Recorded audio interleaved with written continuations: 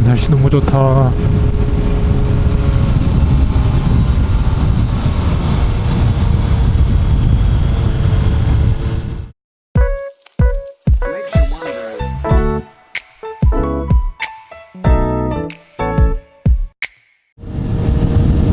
안녕하세요. 언제나 행복하고 즐거운 라이더 푸른늑대입니다. 어제 비가 온 다음에 날씨가 맑아져가지고 달리고 있는 중인데요. 이렇게 맑은 날씨에는 항상 달리고 싶어요. 너무 좋네요, 기분이. 이렇게 맑은 날씨에 달릴 수 있다는 게 정말 행운인 것 같습니다. 자, 오늘은 왜 나왔냐면요, 제가 요즘 바이크에 대한 역사를 계속 다루고 있을 겁니다. 그 중에서도 저번 영상에서 우리 라이더들이 왜 양아치나 깡패라는 소리를 들을 수밖에 없었는지 그 사례에 대해서 제가 좀 이야기를 드렸었는데요. 생각하고 보니까 국내에서 일어난 게 아니라 거의 대부분 해외에서 있었던 일을 주로 제가 얘기를 한 것 같아요. 그래가지고 우리나라에서는 그런 일이 없었을까, 아니면은 있었다면은 왜 생겼을까에 대해서 좀 고민하게 됐고요. 그 점에 대해서 오늘 이야기를 다뤄볼까 합니다.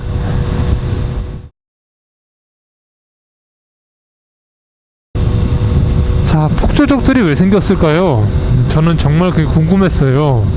무슨 이유로 폭주족이 생겼을까? 어떠한 이유에 의해서 폭주족들이 생겨나고 그렇게 많은 집단이 도로로 나와서 달리게 되었을까? 정말 궁금하기만 했습니다. 그거에 대해서 많이 조사를 하다 보니까 대부분의 거리에서 새벽 늦게까지 폭주를 뛰던 사람들이 어린 청소년들이라는 것을 알게 됐고, 당시 80년대 말 90년대 초에 가장 극성맞았던 폭주족 일화는 지금까지도 아직까지 영상이나 사진이나 그런 자료들이 많이 남아 있더라고요. 근데 왜 발생했고 어떤 이유에서 생겼는지에 대해서는 잘 언급이 안 되어 있는 상황입니다. 그래서 여러 가지 면에서 당시 청소년들의 폭주가 어떠한 원인에서 일어나게 되었는지 각종 학술과 논문을 찾아보게 되었습니다. 학술과 논문은 1996년부터 2007년까지 각 대학교 사회복지학과 및 한국심리학회에서 작성한 것을 참조했습니다.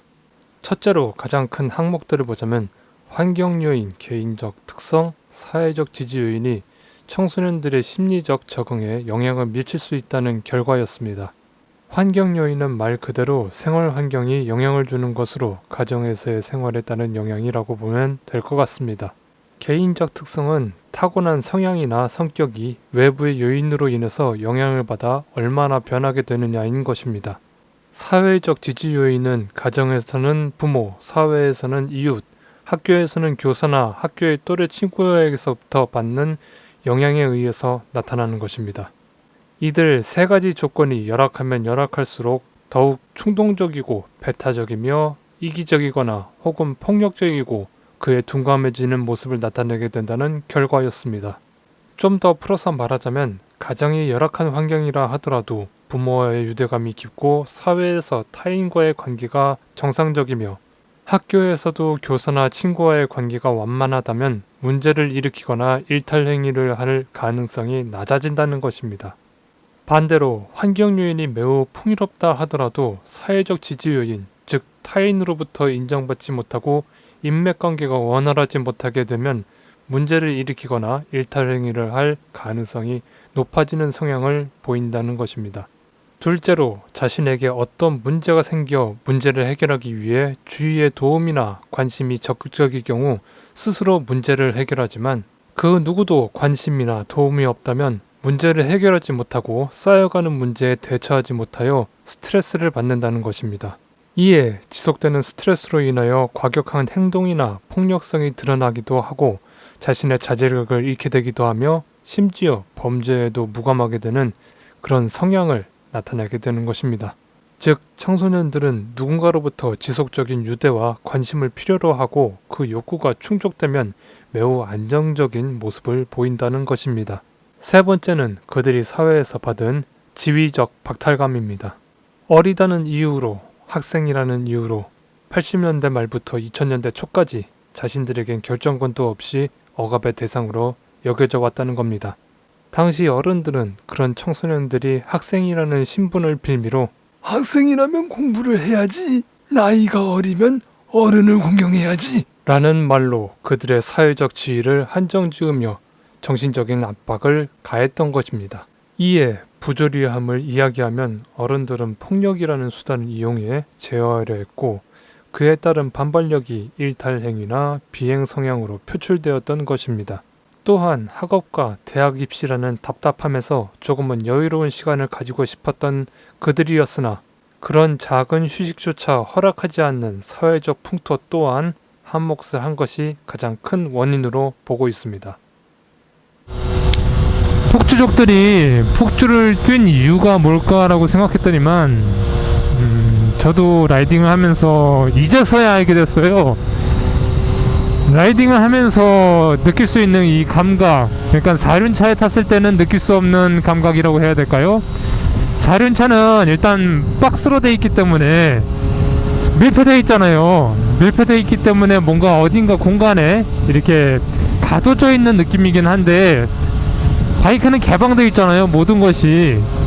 그래서 개방되어 있는 조건에 의해서 달렸을 때 그 청량감 때문에, 그것 때문에 자신들이 지금까지 겪어왔고 그리고 많이 받아왔던 스트레스나 아니면은 불만에 대해서 해소하는 데 하나의 요점이 되지 않았을까 라는 생각을 좀 해보기는 합니다. 뭐 좋게 말해서 그렇게 되는 거긴 한데요, 뭐 나쁘게 말하면은 그래서는 안 되는 거였죠. 그래서는 안 되는 거였고, 그러면 안 되는 거였고, 어떻게 보면은 조금 이 대한민국이라는 나라가 좀 외골수적인 그런 사상과 생각을 가지고 있기 때문에 그런 안 좋은 쪽으로 좀 변질된 거 아닌가라는 좀 생각이 들기도 하고요. 물론 사회적 문제도 있겠지만 개인적인 문제도 있는 건 당연한 겁니다. 그리고 저 같은 현재 라이더들에게 있어서 그들은 선배였으니까요. 그런 선배들이 한 남긴 사례에 의해서 지금까지도 바이크에 대한 인식은 안 좋게 되어 있고 계속 욕을 먹는 게 아닌가 싶습니다.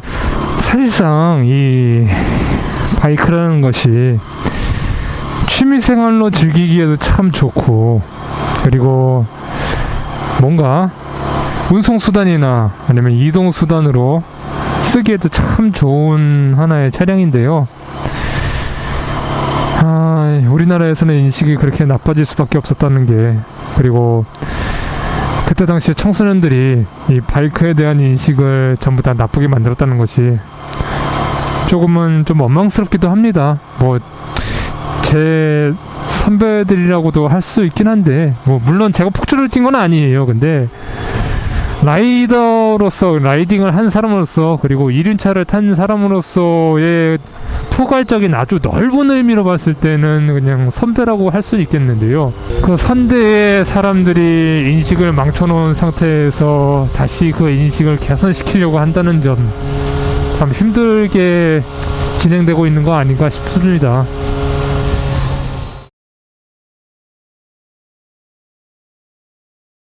사람들은 왜 오토바이를 위험하다고 인식하고 있을까? 그런 점도 역시 궁금했습니다. 그런데 그 정답은 당시 폭주족의 주행 방식과 차량을 보면 충분히 답이 나오는 것이었습니다. 그럼 왜 폭주족들은 그런 위험한 방식의 질주를 하는 것일까에 대해 생각을 해봤습니다.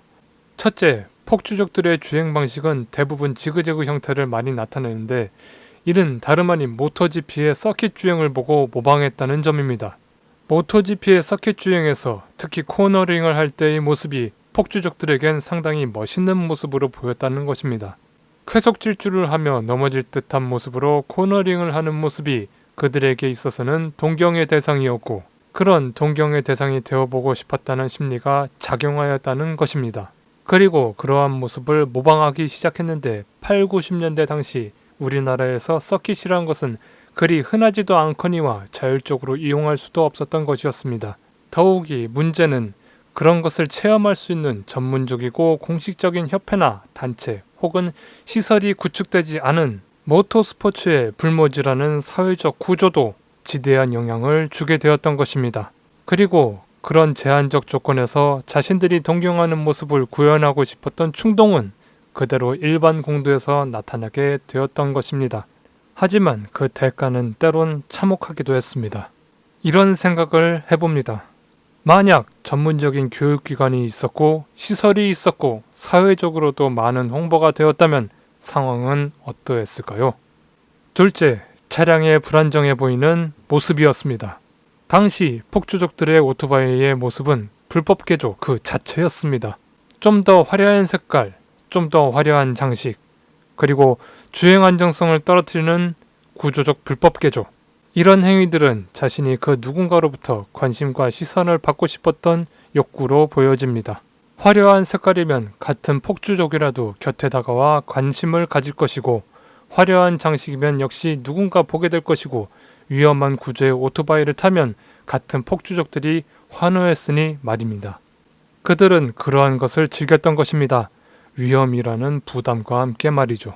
더욱이 현가장치를 개조한 이유는 슈퍼스포츠 바이크 혹은 레이스 바이크의 모습을 따라하기 위함이었고, 그런 레이스 바이크의 전경 자세를 모방하기 위한 구조적 변화가 극단적으로 표현된 것이었습니다. 그 극단적인 표현이 현가장치의 길이를 늘려 차고를 높이는 형태였는데, 작게는 33cm에서 크게는 55cm까지 강제로 현가장치를 늘리는 것이었습니다. 그로 인해 축간거리 역시 급격하게 짧아지면서 도로 위에서 달리기 매우 위험한 형태가 되었던 것입니다. 달리기 위험한 형태가 되면서 그에 따른 사고도 역시 끔찍한 참사를 불러오게 되었습니다.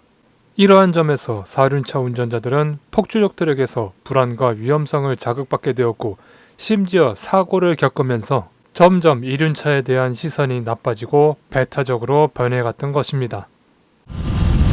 근데 솔직히 모든 라이더들이 그렇게 불안하게 운전하는 건 아니거든요. 바이크를 이렇게 타면은 모든 사람들이 생각하기, 그래 모든 사람이라고 말할 수는 없지만 그래도 대부분의 사람들이 우리나라에서는 위험하다라고만 생각을 하지, 이게 안전하게 타면은 그만큼 얼마나 안전하고 그리고 또 굉장히 경제적이고 효율적인 이동수단인지를 생각을 안 해줍니다. 그냥 위험성만을 생각할 뿐이죠. 과거에는 분명히 80년대 말 90년대 초 그리고 2000년대까지 들어선가? 하여튼 그 정도까지는 물론 폭주족들이 많았고 극성이었습니다. 그렇기 때문에 많은 분들이 안 좋게 생각할 거란 거는 뭐 이해는 돼요. 하지만 우리 라이더들도 현 시점에서는 다들 안전하게 타려고들 많이 노력을 해요. 왜냐면은 남들에게 피해를 주기도 싫고, 그리고 라이더인데 다른 사람들에게 안 좋은 지탄이나 시선을 받기 싫기 때문에 정말 안전하게들 운전하려고 부단히 애를 씁니다. 그런 점을 좀 정상 참작을 해주셨으면 좋겠어요. 뭐 저 혼자만의 바람인지는 모르겠지만 그래도 많은 분들이, 요즘 라이더들은 이제 이렇게 보호장구도 많이 착용하고 그러면서 안전하게 달리고 있다, 그런 것도 좀 생각을 좀 해주셨으면 합니다.